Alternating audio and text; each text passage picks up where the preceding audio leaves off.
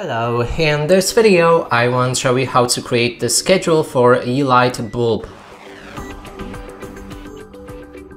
To do this, first you will need to select your bulb in the Yeelight app, then navigate to the arrow in the bottom right corner of the screen.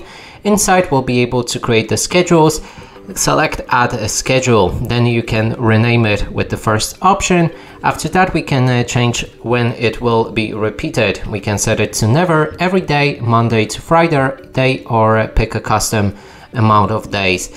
Then we can change when the bulb will automatically turn on and when it will turn off. When you're ready, you can click on the save, which should, or actually let's just set it like this. Now save.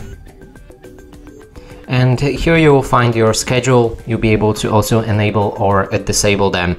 And that's it for this video. Hope you like it. Please consider subscribing to our channel, leave a like and a comment below.